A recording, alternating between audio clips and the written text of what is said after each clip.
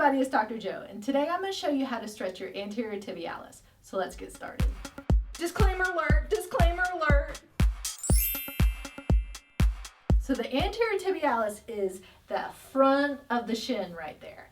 And if you haven't already subscribed, make sure and click on the button down there.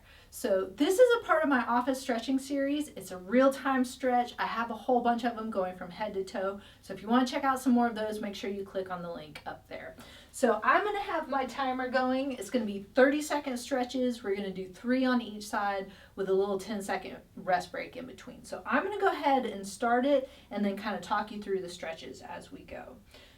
So with the anterior tibialis, a lot of times if you have shin splints, this is the muscle that's irritated. So an easy way to stretch that out is just take your foot behind you and you want your toes, the top of the toes to be flat on the floor. So I'm putting that on the floor to stretch out. Your leg doesn't have to be completely straight. You can bend your knee a little bit, but you want to feel the stretch through right there. So a lot of times when you're stretching, you don't have to push really hard to get that stretch.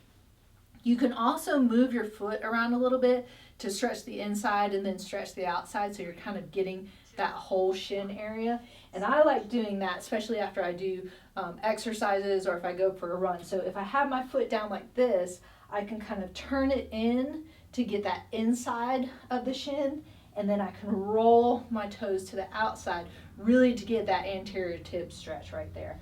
And a lot of times when people do this, if you get cramping in your feet, this might trigger that cramping. So I would say if you get a lot of cramping, maybe stretch with your shoes on first and see how you feel. And if you're starting to get some cramping there, then I wouldn't do it without your shoes on. But if you're not getting any cramping, you're probably going to get a little bit better stretch if you take your shoes off. So again, just kind of putting your foot back. Again, you can bend your knee a little bit. Straightening out completely is fine. You might get a little bit better stretch, but you don't have to. You can keep it a little bent.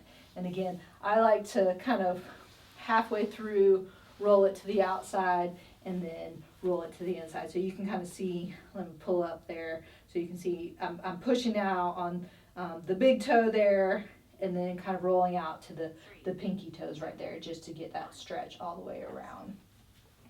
But again, like I said, sometimes if people have a tendency to have some cramping, that might try and make your foot cramp just a little bit. So be gentle with it at first. Don't go too crazy with it, just as a warning, so you'll know that that might happen to you. But again, a lot of times people who walk a lot, people who run, if you're running on surfaces that are a little bit harder like concrete or roads with the pavement and stuff like that, people do tend to get some shin splints. So this is a really good stretch to do, especially if you're exercising after you exercise. But a lot of times it's good just to stretch this out if you're sitting at a desk when you work all day, because you're really not getting these muscles moving very much. And it's so important to stretch out these lower muscles, because when you're not working those muscles throughout the day, then you could be prone to getting blood clots or those DVTs, which can be very scary. So the more that you're moving around and keeping those legs moving, the less likely chance you're going to get a blood clot. So you always want to be safe than sorry, and any kind of movement is going to be really good for that. So this is a good one just to get that whole shin area stretched out a little bit. So we've got one more on the other side, and again, you can kind of shake those out, wiggle those toes a little bit to loosen them up some, just so they don't try and cramp up on you. So again, if you want to really get that anterior tibialis, roll it out to your pinky toes, and that's going to get a nice big stretch. But maybe if you have your posterior tibialis a little bit irritated, then if you roll over onto your big toe, you're going to get more of a stretch on the inside there. So I always say just go back and forth and do a little bit of both on each side, just to get that whole area nice and stretched out and then feel pretty good about all of it.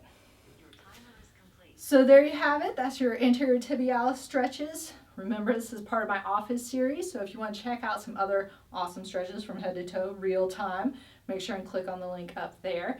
If you'd like to help support my channel, click on that link to find out how. And of course, don't forget to subscribe by clicking down there.